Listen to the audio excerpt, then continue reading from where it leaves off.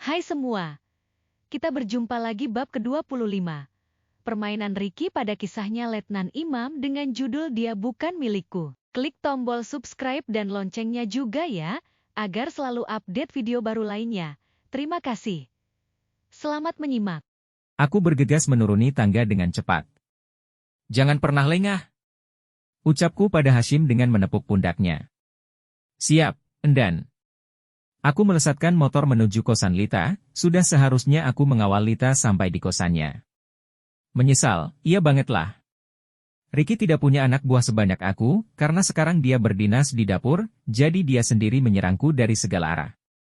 Baiklah, kita ikuti kemana dia bermain. Sampai di gerbang kosan Lita, aku tidak menemukan Lita atau Ricky. Apa mungkin Ricky berani naik ke kamar Lita? Semoga tidak. Permisi Pak, apa Lita ada di dalam? Tanyaku pada penjaga gerbang. Baru aja pergi Pak, jawab penjaga gerbang. Kemana ya? Tanyaku lagi. Gak tahu juga ya, tadi pergi sama teman-temannya kok. Teman-temannya? Rame-rame? Iya. Aku menghembuskan nafas lega. Khawatir aja kalau Lita diajak pergi berdua sama dokter sial itu. Tadi pergi bareng teman-temannya di sini naik mobil jeep dinas, tambah penjaga gerbang. Hah? Mobil siapa? Aku jadi khawatir lagi. Tentara tadi kayaknya, rambutnya cepak, badannya tegap seperti Pak Imam. Sial, berarti Ricky yang mengajak Lita pergi bersama teman-temannya. Aku menelpon Hendrik. Siap, Endan. Hendrik mengangkat teleponku. Foto dokter itu di gerbang kosan dapat dari mana? Tanyaku. Siap, dari Wisnu. Wisnu punya kontak dokter itu. Semua foto hari ini kita peroleh dari Wisnu.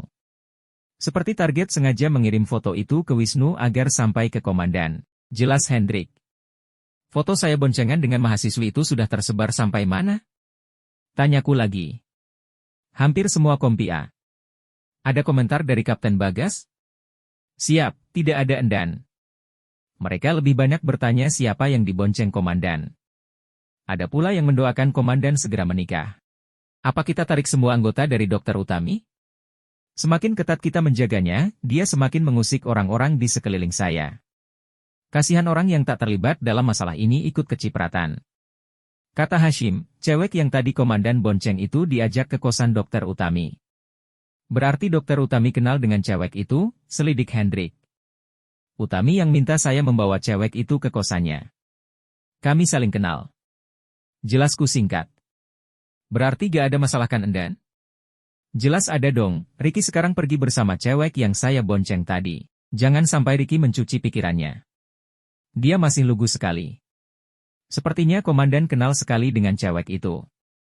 Besok kita teruskan di kantor. Aku menutup telepon Hendrik lalu menelpon Utami. Halo, sapa Utami. Halo, sayang. Lita belum sampai di kosannya. Tolong hubungi dia untuk segera kembali ke kosannya, pintaku pada Utami. Hari Minggu ini, hari libur, biar saja Lita main-main dulu, paling dia lagi jalan sama teman-temannya. Jangan dikekang, santai aja sih. Utami gak tahu kalau Lita dalam bahaya dokter sial itu, mungkin juga Utami tidak menganggap Ricky berbahaya untuk Lita. Aku menutup telepon Utami setelah mengucap salam. Malam ini aku sengaja ke kosan Lita untuk menemuinya, tapi Lita belum pulang dari siang tadi. Masih pergi bersama Ricky dan teman-temannya. Rasanya kesal sekali sama Ricky, enak aja mempermainkan Lita. Aku menyembunyikan motor yang aku pakai di balik bangunan rumah penjaga. Pukul 9 malam akhirnya Lita dan temannya kembali ke kosan, mereka terlihat bahagia setelah turun dari mobil Ricky. Ricky tidak turun dari mobilnya, setelah menurunkan Lita dan temannya, dia langsung pergi meninggalkan tempat. Lita, panggilku. Lita menoleh, Pak Imam ngapain di sini? Sejak kapan di sini? Wah, hari ini kita banyak ketemu sama tentara ya? Salah satu teman Lita berkata, Pak Imam nungguin saya apa Lita? Tanya teman Lita yang lain. Kalian dari mana?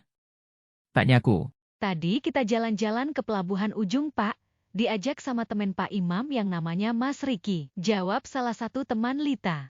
Iya Pak, tadi kita kenalan sama banyak tentara. Keren-keren banget tentara itu. Yang lain ikut bicara. Sudah saya duga, pasti Bapak kepo sama Mas Ricky, Lita berbicara sambil menatap langit. Ya aneh aja, baru kenal kok udah mau diajak jalan sama orang itu. Aku mengajak logika Lita untuk berpikir. Tadi dia bilang kalau dia temannya Pak Imam, diminta ngawal saya, Lita berbicara masih dengan menatap langit. Terus kamu percaya dengan apa yang dia bilang? Tanyaku. Nggak juga sih, tapi lihat Mbak Utami dikawal anak buah Pak Imam, saya juga pengen. Saya yakin kamu lebih bisa menjaga diri daripada Utami. Aku memegang dengkul Lita dan berusaha menatap matanya, tapi Lita tidak peduli dan masih tetap menatap langit. Bapak nggak bisa ditebak, kedua mata Lita berembun. Maaf, saya sering buat kamu kecewa. Setiap komitmen ada konsekuensinya. Kini Lita menaruh kepalanya di lutut, beberapa kali pundaknya naik turun, sesegukan. Saya punya hak untuk bahagia, bukan cuma dikasih perhatian lalu ditinggal pergi. Lita berdiri dan berbalik menaiki tangga. Tolong jauhi Ricky, dia licik. Aku menarik tangan Lita. Bapak nggak punya kaca ya? Selama ini nggak sadar diri juga. Saya bukan anak kecil lagi, saya punya hati dan perasaan. Bukan untuk mainan. Lita melepaskan tanganku lalu berlari masuk ke kamarnya dan membanting pintunya. Coba selidiki kedekatan Wisnu dengan Ricky, pintaku pada Hendrik. Siap, Endan. Apa Wisnu dipanggil ke sini untuk menjelaskan semuanya Endan? Jawab Hendrik. Iya, tolong panggil dia ke sini. Selang beberapa waktu, Wisnu datang ke ruanganku.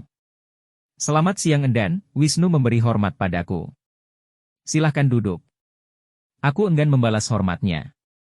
Dari mana kamu dapat foto-foto komandan kemarin? Hendrik langsung bertanya tanpa basa-basi. Siap, dari Let Dariki. Wisnu terlihat grogi. Kenapa kamu mau share foto-foto itu? Mata nanar Hendrik siap menelan Wisnu hidup-hidup. Let Dariki minta tolong pada saya, suara Wisnu semakin rendah. Kenapa kamu mau? Hendrik menggebrak meja. Wisnu terdiam dan menunduk. Dibayar berapa kamu sama Ricky? Hendrik menoyor kepala Wisnu. Siap, tidak ada Endan, suara Wisnu kembali tegas. Apa hubunganmu dengan Ricky? Tanya sambil menjauhkan Hendrik dari Wisnu. Siap, hanya teman. Kenapa kamu mau disuruh-suruh sama dia? Dia itu memfitnah komandan kita, teriak Hendrik. Kemarin komandan diskorsing karena dia, kenapa kamu belain dia? Hendrik menarik kerah Wisnu, aku segera melerainya. Tolong keluar, biar saya bicara dengan Wisnu, perintahku pada Hendrik yang sudah tersulut emosi. Hendrik keluar dari ruanganku dengan penuh emosi. Aku menatap Wisnu dengan seksama, dia menunduk. Maafkan Wandan saya ya, ucapku sambil menyodorkan sekotak rokok pada Wisnu. Grup chat peleton kita itu digunakan untuk berkomunikasi tentang pekerjaan saja, urusan pribadi menurut saya kurang pantas untuk dipertontonkan ke umum. Tolong jangan ulangi lagi. Sekarang minumlah, aku mendahului meminum air mineral yang tersedia di meja. Siap, Endan. Wisnu mengusap peluhnya di kening. Saya minta maaf Endan.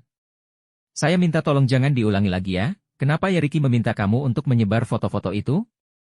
Wisnu melirikku lalu menunduk kembali. Apa yang dia ceritakan padamu tentang saya? Wisnu terdiam dan menunduk. Cerita aja, saya gak bakal marah kok, justru saya sangat apresiatif jika kamu jujur, ucapku sambil tersenyum menatapnya. Cerita aja, mumpung gak ada Wandan. Let Dariki pernah berkata bahwa komandan suka mainin perempuan, suka gonta-ganti perempuan. Bersambung. Ikuti kisah Letnan Imam selanjutnya dengan judul Dia Bukan Milikku. Karya Sitanya Fahmi. Tersedia di aplikasi KBM App.